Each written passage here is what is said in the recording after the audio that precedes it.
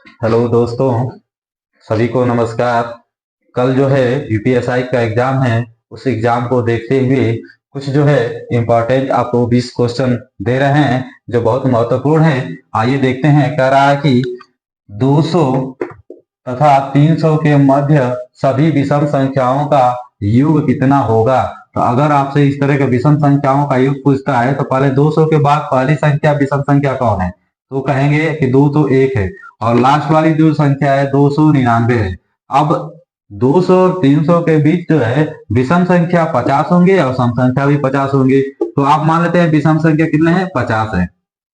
अब आपसे कह रहा है कि योग क्या है, तो योग का मतलब होता है कि जो लास्ट वाली संख्या है, यानी कि फार्मूला हो जाएगा last plus first by 2 into यानी कि संख्या संख्या हो जाएगा। लास्ट वाली संख्या क्या है 299 प्लस फर्स्ट क्या है 201 बटे में 2 गुणे 50। यहां से हल करिए इसको। 299 और 201 आप जोड़ते हैं तो 200 200 499 500, यानी कि हो जाएगा आपका 500 गुणे 50 बटे में 2, यानी कि इससे आप काट दीजिए 25 बार में, और ये जाएगा 25 पचे 125, यानी कि डबल जीरो, यानी कि 12,500। 12,500 आपका संख्या होगा। इसका मतलब जो है ऑप्शन नंबर ए आपका राइट आंसर हो जाएगा। नेक्स्ट सवाल दिया है, कह रहा है कि 2/3/4 यानी कि 2/3/4 भागे 4/5/4 का 2/3/8 गुणे 3/4/5 का सरलता मान पूछ रहा है। तो आप कुछ मत करिए, यहाँ से 4 गुना के 8 3 11, 11 बटे में 4 भागे 4 चौको 16, 16 5 हो जाएगा आपका 21, 21 बटे में 4। का को पहले हल करते हैं तो का मतलब होता है गुणा। तो 8 दुना के 16 3 19 और 19 बटे में 8। उसके बाद फिर गुणे, फिर 3/4/5 है तो 5 3 15 4 19 बटे में 5। अब यहाँ से इसको पहले हल करने की बात बोला है, तो हम हल नहीं करके इसको गुणा करके इसको पलट देते हैं। तो ध्यान दीजिएगा, ये हो जाएगा 11 बटे में 4, और उसके बाद गुणे ये पलट जाएगी फिर संख्या, तो 4 बटे में 21 गुणे 8 बटे में 19, और फिर यहाँ पे गुणे 19 बटे में 5 है। अब यहाँ से आसान हो जाएगा काटना। इस 19 से 19 कट जाएगा, इस 8 नहीं नहीं इस 4 से 4 कट जाएगा, बचा क्या आपका, तो ये बच गया 8 बच गया है आपका, 8 बचा है। तो इसका गुणा कर देंगे तो 11 बटे 88 हो जाएगा। 21 में 5 का गुणा कर देंगे तो 21 बचे 105 हो जाएगा। इसका मतलब 88 बटे 105 आपका राइट आंसर हो जाएगा, ऑप्शन नंबर बी। नेक्स्ट सवाल दिया है, कह रहा है कि 3 संख्याएं एक संबंधे 2 संबंधे 5 के अनुपात में है तथा उनका औसत 14 है, तो संख्याएं क्या होंगी। मात्र 1 सेकंड का सवाल है, समझिए क्यों। क्योंकि मौसा मौसा का मतलब होता है कामन, और कामन का मतलब 3 संख्या है तो तीनों में कामन होनी चाहिए। तो जब कामन तीनों में है तो तीनों इस 14 का तीनों में गुणा कर देंगे तो 14 एकम में 14 हो जाएगा, 14 दूना 28 और 14 5 70 हो जाएगा। इसका मतलब इस तरीके का ऑप्शन कहाँ है, तो D, option number D is the right answer. Next सवाल दिया है, कह रहा है कि दो संख्याओं का औसत तथा लसक क्रमशः 14 तथा 800 है। यदि एक संख्या 28 हो तो दोनों संख्याओं का औसत क्या होगा। इसका मतलब दूसरी संख्या हम निकाल लेंगे। तो हम जानते हैं कि लसक गुणे मौसक होता है इक्वल टू पहली संख्या गुणे दूसरी संख्या। तो 28 गुणे दूसरी संख्या नहीं पता है तो यहीं से काट देते हैं। 14 दूना 28 और 200 दूसरे को 8, यानी कि ये 400 हो जाएगा। 400 हो जाएगा कौन, दूसरी संख्या। दूसरी संख्या जब 400 होगा तो औसत पूछ रहा है, तो औसत बराबर होता है दो संख्याओं का योगफल बटे संख्याओं की संख्या। तो संख्या कौन कौन है, तो एक 400 है और प्लस पहली संख्या एक संख्या दिया ही है 28 और बटे में 2, औसत निकल जाए यहाँ से 428 बटे में 2, 2 गुना के 4, 2 बटे में 2, 2 चौको 8। इसका मतलब 214 होगा, ऑप्शन नंबर बी आपका राइट आंसर होगा। नेक्स्ट सवाल दिया है और कह रहा है कि अंडर रूट में 6 प्लस अंडर रूट में 6 प्लस अंडर रूट में 6 डॉट डॉट डॉट का मान ज्ञात कीजिए। डॉट डॉट का मतलब इनफाइनाइट तक। अब इस तरीके के सवाल जब भी होते हैं, जैसे अगर हम कह दें कि 6 अंडर रूट प्लस 6 फिर प्लस 6 अंडर रूट 6 प्लस ऐसे डॉट डॉट डॉट, तो जो 6 का फैक्टर करेंगे, लेकिन फैक्टर ऐसा हो कि क्रम से मतलब लगातार संख्याओं से हो। तो इसका लगातार संख्या 2 गुणे 3 यानी 2 3 6 हो गया, 2 के बाद 3 ही आता है। इसका एक और संख्या होगा 1 गुणे 6, तो ये तो लगातार है नहीं तो इस तरह से ये नहीं होगा। तो जब इस तरीके का मिल जाए आपको, ठीक है, कि 2 गुणे 3 यानी कि लगातार संख्या, अगर प्लस का साइन हो, ठीक है, तो बड़ी संख्या लेंगे, माइनस का साइन हो तो छोटी संख्या लेंगे। तो इसमें आपका जो राइट आंसर हो जाएगा 3 हो जाएगा। ये आपका राइट आंसर हो गया। नेक्स्ट सवाल है, कह रहा है कि 4 और 12 का तीसरा समानुपाती क्या है। तो जब भी इस तरीके का क्वेश्चन हो तीसरे समानुपाती, तो आप ऐसे करिएगा, 4 संबंध 12 समानुपाती 12, इसी को एक बार और लिखिएगा, समानुपाती x, अनुपात x। इसका इसमें गुणा होता है, इसका इसमें गुणा होता है, तो हम लिख सकते हैं 4 गुणे x इक्वल टू 12 गुणे 12। यहाँ से कट जाएगा, 4 3 12 हो जाएगा, 12 3 36, तो आपका तीसरा समानुपाती हो जाएगा 36, यानी कि ऑप्शन नंबर बी। नेक्स्ट सवाल दिया है, कह रहा है कि रेवती से गीता की आयु का अनुपात जो है 4 संबंध 5 है। मानते हैं कि रेवती और गीता की आयु का अनुपात 4 संबंध 5 है। अब कह रहा है कि गीता से कोमल की आयु, मान लेते हैं गीता से कोमल की आयु जो है, अनुपात दे दिया है, गीता से कोमल की जो अनुपात है कि अनुपात है 5 संबंध 6 है, 5 संबंध 6 है। तो अगर इनकी आयु का 75 वर्ष हो तो कोमल की आयु कितनी होगी, कोमल की आयु बताना है कोमल की। हम कह रहे हैं कि गीता 5 है, यहाँ भी गीता 5 है, तो कॉमन हो गया, तो इन तीनों का जो होगा रेशियो 4 संबंध 5 संबंध 6, यानी कि रेवती, फिर से गीता और कोमल। अब इनका योग हम कह दें कि 5 4 9 6 15, ये 15 होगा, और यही 15 किसके बराबर है, तो 75 के बराबर है। तो 1 यूनिट बराबर 15 5 75 5। तो आपसे पूछ रहा है कि कोमल का, तो कोमल का जो है 6 है, तो 1 बराबर 5, तो 6 बराबर कितना, 6 5 30, यानी कि 30 वर्ष होगी कोमल की उम्र, यानी ऑप्शन नंबर सी। नेक्स्ट सवाल दिया है, कह रहा है कि किसी संख्या का 1/16 13 है, तो उसी संख्या का 125% क्या होगा। तो इस सवाल को इस तरीके से लगाएंगे कि 1/16 जो है 13 के बराबर है, किसी संख्या का, मानते हैं x का 1/16 13 के बराबर है, तो हम ये इधर जाएगी संख्या, तो x इक्वल टू हो जाएगा 13 गुणे 16। अब आपसे कह रहा है कि जो भी संख्या आएगा उसी संख्या का 125% क्या होगा, तो इसी का 125%, तो 125 बटे में 100, यहाँ से 25 पचे 125, 25 चौको 100, ये हो जाएगा 4 चौको 16, 4 पचे 20, और 20 13 गुना के 26, यानी कि 260 हो जाएगा, यानी कि आपका राइट आंसर हो जाएगा ऑप्शन नंबर बी। नेक्स्ट सवाल कह रहा है कि यदि किसी संख्या के, मान लेते हैं x के 89%, 89% का मतलब 89/100 में से 89 घटाने पर 89 ही आता है, तो संख्या क्या होगी। तो ये माइनस 89 इधर जाएगा तो प्लस हो जाएगा, तो आप लिख सकते हैं 89/100 इक्वल टू, दोनों को जोड़ दें तो 9 9 18 18 16 117 178 हो जाएगा। इसका मतलब दो जोड़ा गया है, 89 89 2 को जोड़ा गया, तो 89 से 2 बार में कट जाएगा, ये 2 बार में हो जाएगा, कट जाएगा, इस 100 का भाग इधर जाएगा तो गुणा, यानी x इक्वल टू 200, यानी कि आपका ऑप्शन नंबर हो जाएगा option number C is the right answer. Next सवाल दिया है, कह रहा है कि किसी संख्या का 35% 175 के बराबर है, यानी बराबर है 175 के, यानी कह सकते हैं कि x का 35% 35/100 इक्वल टू 175। पहले यहाँ से संख्या निकाल लेते हैं, तो ये कितनी बार में कट जाएगा, 5 5 25 5 3 15 17, यानी कि x बराबर हो जाएगा 500, यानी कि वो जो संख्या है वो 500 है। अब आप कह रहा है कि तब 175 कितने प्रतिशत संख्या के बराबर है, समझिएगा बात को।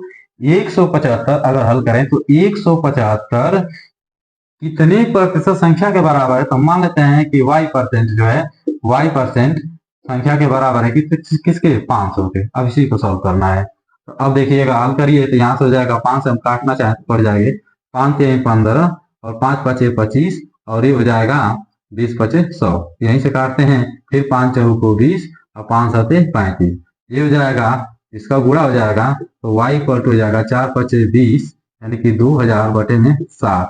अब भाग देंगे तो ये हो जाएगा 7 गुना के 14 14 6 60 हो जाएगा, 7 8 56, 4 हो जाएगा 40 हो जाएगा, तो 7 5 35, यानी कि ये हो जाएगा 285 सही 5/7% होगा। इसमें से कोई ऑप्शन नहीं है, इसका मतलब ऑप्शन नंबर डी आपका राइट आंसर होगा। नेक्स्ट सवाल दिया है, कह रहा है कि किसी संख्या का 4/5, समझिएगा, किसी संख्या मान लेते हैं x का 4/5 उस संख्या के 125% से, कह रहा है कि किसी संख्या का 4/5 उस संख्या के मान इसी संख्या के 125% से 90 कम है। इसका मतलब इन दोनों का जो अंतर होगा x का 125%, यानी कि यहाँ से हो जाएगा और 90 क्या है, कम है। यहाँ से हल करते हैं। अब इसको हल करते हैं तो ये हो जाएगा 25 25 125 25 चौको 100, ये हो जाएगा। अब यहाँ से काट इसको गुणा करते हैं, क्रॉस मल्टीप्लाई, ये हो जाएगा 4 चौको 16x हो जाएगा, और ये जाएगा 5 25 25x हो जाएगा, और फिर ये 5 चौको 20 और ये जाएगा 90। ठीक है, तो यहाँ से अंतर निकाल देंगे, तो 25 में से 16 घटा देते हैं तो ये हो जाएगा 9x, और 9x बराबर 90 गुणे 20 हो जाएगा, ये जाएगा गुणा हो जाएगा। यहाँ से 9 दाम में 90 10 हो जाएगा, यानी कि 20 दाम में 200, यानी कि जो आपका राइट आंसर होगा 200, ऑप्शन नंबर सी। नेक्स्ट सवाल दिया है, कह रहा है कि एक रेलगाड़ी 72 किलोमीटर प्रति घंटे की चाल से चलती हुई प्रकाश के एक खंभे को 11 सेकंड में पार कर जाती है, तो रेलगाड़ी की लंबाई क्या होगी। लंबाई का मतलब दूरी। कभी भी ट्रेन जो है एक खंभे को पार करेगी तो अपनी लंबाई के बराबर पार करेगी, यानी कि दूरी निकालते हैं, तो दूरी बराबर आपका होता है चाल गुणे समय, चाल गुणे समय। और आपका चाल जो दिया है 72 किलोमीटर प्रति घंटा है, इसको मीटर प्रति सेकंड में बदलेंगे तो 5/18 से गुणा कर देंगे, फिर गुणे समय आपका 11 सेकंड दिया ही है। अब यहाँ से इसको हल करते हैं तो ये हो जाएगा 18 चौको 72, 5 चौको 20, 11 दुना के 22, इसका मतलब 220 मीटर, यानी कि आपका option number C is the right answer. Next सवाल दिया है, लाभानी का सवाल दिया है, कह रहा है कि एक फल वाला 10 रुपए की 6 की दर से अनार खरीदता है तथा 8 रुपए की 4 की दर से बेचता है, तो उसका लाभ परसेंट क्या होगा। इसको कुछ मत करिए, इसको एक आसान विधि है, आप इसको क्रम से लिख लीजिए। क्रम से का मतलब 10 रुपए में 6 की दर से खरीदता है और 8 रुपए में 4 की दर से बेचता है। अब आपको ये रहेगा कि इसका इसमें गुणा और इसका इसमें, तो अंदर का अंदर में और बाहरी का बाहरी में गुणा करेंगे। इसका आपस में पहले गुणा करेंगे तो ये हो जाएगा 6 गुणे 8 माइनस 10 गुणे 4, और जो यहाँ पे जो बाहरी का है वही नीचे रहेगा 10 गुणे 4 और गुणे 100। अब यहाँ से हल करिए, 8 छक 48 और 10 चौको 40, यानी कि 48 माइनस 40 बटे में 40 गुणे 100। अब यहाँ से हो जाएगा 8 बटे में 40 और गुणे 100, यानी कि 8 पचे 40, 20 पचे 100, यानी कि 20%। 20% का लाभ होगा option number B, B is the right answer आपका हो जाएगा। नेक्स्ट सवाल देखते हैं, कह रहा है कि किसी समकोण त्रिभुज का क्षेत्रफल 96 वर्ग सेंटीमीटर है। समकोण त्रिभुज इस तरह से होता है, समकोण त्रिभुज। अगर हम कह दें यह ए है, यह बी है और यह सी है, तो कह रहा है कि 96 वर्ग सेंटीमीटर, यदि इसकी ऊंचाई, ये ऊंचाई की बात कर रहा है, इसके आधार से 4 सेंटीमीटर अधिक है, तो इसकी ऊंचाई कितनी है। तो इसका जो क्षेत्रफल होता है, इसका जो क्षेत्रफल होता है 1/2 इंटू आधार गुणे ऊंचाई, यही होता है। तो अगर हम कहें कि इसका क्षेत्रफल 96 दिया है, तो 1/2 और आधार हम मान लेते हैं ए है, और गुणे इससे अधिक ए प्लस 4, यानी कि ए हो जाएगा। अब हम आपसे कह रहे हैं कि इसका जो है हम ऑप्शन से लगाते हैं, अगर इसको थोड़ा सा लगाएं तो लेंदी हो जाएगा, इसको ऑप्शन से लगाते हैं क्योंकि ऊंचाई मानना है। ऊंचाई मान लेते हैं 12 है। अगर हम ऊंचाई हम मान लेते हैं कि 12, तो इसका मतलब ए का मान जो है 8 होगा। अगर हम ए का मान 8 रखेंगे तभी तो ये 12 होगा, तो ये 12 हो जाएगा और ये 8 होगा। ये 2 का गुणा करेंगे, 2 चौका 2 का भाग 2 चौको 8, 12 चौका 48, ये होगा नहीं, तो ये ऑप्शन तो गलत हो जा रहा है। उसके बाद अगर हम बात करते हैं 18 की, तो अगर हम 96 इक्वल टू हम देखते हैं, अगर हम रखें 18, तो 18 में से 4 घटा दें तो 14 हो जाएगा, और फिर यहाँ पे 18 रख दें, ये 2 सत्ते 14 और 18 सत्ते 126, ये होगा नहीं, तो ये भी ऑप्शन गलत हो जाएगा। इस तरीके से नेक्स्ट ऑप्शन देख लेते हैं 16। अगर हम कहते हैं कि यह 16 है तो 16 रखें, तो इससे कम करेंगे 4, ये हो जाएगा 12। अब यहाँ से हल करते हैं तो 2 6 का 12, 16 6 का 96, इसका मतलब आपकी जो ऊंचाई होगी वो क्या होगी 16 सेंटीमीटर, यही आपका राइट आंसर हो जाएगा। नेक्स्ट सवाल दिया है, कह रहा है कि किसी घनाभ की भुजाओं में 4 संबंध है, 3 संबंध है, 2 का अनुपात है, तथा इसका आयतन 648 घन सेंटीमीटर है, तो इसका पृष्ठीय क्षेत्रफल क्या होगा? तो हम जानते हैं यह लंबाई हो गया, यह चौड़ाई हो गया, यह ऊंचाई हो गया। तो लंबाई गुणे चौड़ाई गुणे ऊंचाई इसका आयतन होता है। तो हम लिख सकते हैं कि 4x गुणे 3x गुणे 2x। यहाँ से हम हल करेंगे और ये 648 है। यहाँ से x की वैल्यू निकालते हैं। तो पहले तो इसको काटते हैं, 4 से कट जाएगा, 4 एक में 4, 4 6 का 24, 4 6 का 24, फिर 4 गुना के 8, फिर ये 3 से कट जाएगा, 6 2 8 में 3 से कटेगा, 3 पचे 15 और 3 चौको 12, फिर 2 से कट जाएगा 27 बाद में, यानी कि x की पावर क्यूब इक्वल टू 27। तो x equal to cube root हो जाएगा इसका, ठीक है, तो ये हो जाएगा 3, यानी x की वैल्यू 3 हो जाएगी। अब आपसे कह रहा है कि तो इसका पृष्ठीय क्षेत्रफल क्या होगा? तो पृष्ठीय क्षेत्रफल होता है पृष्ठीय क्षेत्रफल जो होता है, दो कोष्टक में लंबाई गुणे चौड़ाई प्लस चौड़ाई गुणे ऊंचाई, यानी कि B H plus L B plus B H plus H L, यानी कि एच एल होता है। यहाँ से हल करते हैं तो दो लंबाई और ऊंचाई क्या है, तो हम लिखेंगे 4x गुणे 3x प्लस ये हो जाएगा 3x गुणे 2x प्लस 2x गुणे 4x। अब यहाँ से इसको हल करते हैं तो 2 हो जाएगा, ये 4 3 12 एक्स स्क्वायर हो गया, प्लस 3 दुना के 6 एक्स स्क्वायर हो गया, प्लस 4 दुना के 8 एक्स स्क्वायर हो गया। अब इसको हल कर जोड़ते हैं तो 12 6 18, 18 8 हो जाएगा आपका 26, यानी कि 26 एक्स स्क्वायर हो जाएगा। तो हम हल करते हैं, यहाँ पे देखते हैं 26 एक्स स्क्वायर हो जाएगा, 2 गुणे 26 एक्स स्क्वायर, और एक्स की वैल्यू जो है आपका 3 है, यहाँ पर लिख सकते हैं 2 गुणे 26 गुणे 3 का स्क्वायर, 3 का स्क्वायर 9 होता है, तो आप लिखेंगे 26 दुना के 52 और 52 गुणे 9, 9 दुना के 18 और 9 दुना 18, 9 पचे 45 और 45 एक 46, यानी कि 468 वर्ग सेंटीमीटर होगा आपका। तो राइट आंसर आपका हो जाएगा ऑप्शन नंबर ए। सवाल दिया है, कह रहा है कि कितने प्रतिशत वार्षिक साधारण ब्याज की दर से कोई धन 8 वर्ष में 2 गुना हो जाएगा। तो 2 गुना की जब भी बात करता है तो n गुना -1 अपान टी इंटू 100, ये आपका जो होगा रेट परसेंट निकल जाएगा जितना होगा, ठीक है। तो आप 2 गुना का मतलब होता है 2 में से 1 घटाएंगे तो 1 हो जाएगा, और 1 बटे में 8 गुणे 100 कर दीजिए, यहाँ से आपका आर की वैल्यू निकल जाएगी। 4 दुना के 8, 25 चौको 100, 25 बटे 2, 25 बटे 2 का मतलब कितना हो गया? 12.5%। 12.5% क्या हो जाएगा? वार्षिक साधारण ब्याज की दर होगी, यानी कि आपका ऑप्शन नंबर डी। नेक्स्ट सवाल दिया है, कह रहा है कि कोई धन चक्रवृद्धि ब्याज पर 3 वर्ष में 3 गुना हो जाता है। अब ध्यान देने वाली बात है कि 3 वर्ष में 3 गुना हो जाता है, तो आप ऐसे लिखिएगा 3 वर्ष में 3 गुना हो जाता है, यहाँ पे गुना गुना, और ये है आपका वर्ष। कह रहा है कि तो इसी दर पर वह 9 गुना कितने वर्ष में होगा? तो 9 गुना का मतलब ये हो गया, 9 गुना यहाँ पे लिखेंगे और आपको ये फाइंड करना है यहाँ पे। तो कैसे होंगे कि हम जानते हैं कि 3 का स्क्वायर होता है, ये 3 का स्क्वायर होता है, तो जो स्क्वायर है इसी का इसमें आप क्या करिएगा? गुणा कर दीजिए वर्ष में। जब आप इसमें गुणा करेंगे तो 3 गुना के क्या हो जाएगा?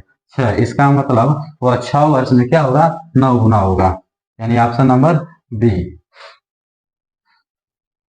नेक्स्ट सवाल दिया है, कह रहा है कि 2 रेलगाड़ियों की चाल क्रमशः 45 किलोमीटर प्रति घंटा और 10 मीटर प्रति सेकेंड है, तो इसकी चालों का अनुपात क्या है? तो हम कह रहे हैं कि 45 किलोमीटर प्रति घंटा है, किलोमीटर प्रति घंटा, अनुपात है 10 मीटर प्रति सेकेंड है, यह मीटर प्रति सेकेंड है।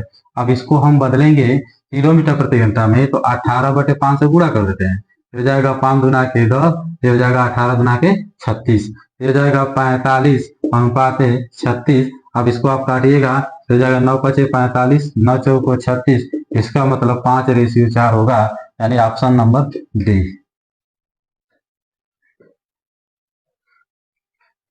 नेक्स्ट सवाल दिया है, कह रहा है कि एक कमीज का अंकित मूल्य 162 रुपया तथा विक्रय मूल्य 135 रुपया है, तो बट्टे की दर निकालना है, बट्टे की दर निकालना है, तो कितना छूट है ये तो बताइए। तो अंकित मूल्य मान लेते हैं कि 162 है, अब यहाँ से 135 विक्रय मूल्य, और कहाँ से छूट हुआ है? तो 162 के यहाँ से गुणे 100, यहाँ सॉल्व कर दीजिए, फिर हो जाएगा 12 में से 5 जाओ 7 हो जाएगा, फिर 5 में से 3 जाओ 2 हो जाएगा, फिर हो जाएगा 162 इंटू 100। अब यहाँ से इसको काटिए, 9 से कटेगा, 9 3 27 और 9 1 में 9 और फिर उसके बाद 7 2 72, 9 8 72, फिर हो जाएगा 3 6 18, फिर 2 से काटेंगे 2 3 6, ये 50 हो जाएगा। यानी कि आप 50/3 को लिख सकते हैं 16/2/3% की छूट हुआ है। यानी कि बट्टे की जो दर है 16/2/3%, यहाँ ऑप्शन नंबर सी। नेक्स्ट सवाल दिया है, करा है कि एक राशि को ए बी तथा सी के बीच क्रमशः 3/5/7 के अनुपात में बांटना है। इसका मतलब 3/5/7 के अनुपात में बांटना है ए बी सी। करा है कि यदि सी का अंश ए के अंश, सी का जो अंश है ए के अंश से 1600 रुपया अधिक है। इसका मतलब इन दोनों का अंतर, यानी 7 में से 3 जाए 4 का अंतर कितना है, 1600 रुपया है। इसका मतलब 4 बराबर 1600, तो 1 यूनिट निकाल लेते हैं, 4 × 4 = 1600, यानी कि 1 यूनिट बराबर 400। तो आपसे कह रहा है कि बी का कितना होगा, बी का अंश कितना है, 5 है। तो बी की जो वैल्यू है 5 है, 1 बराबर 400, तो 5 बराबर 400 का गुणा कर देंगे तो हो जाएगा 5 × 20, यानी कि 2000। यानी बी का जो अंश है वो 2000 होगा। Option number D.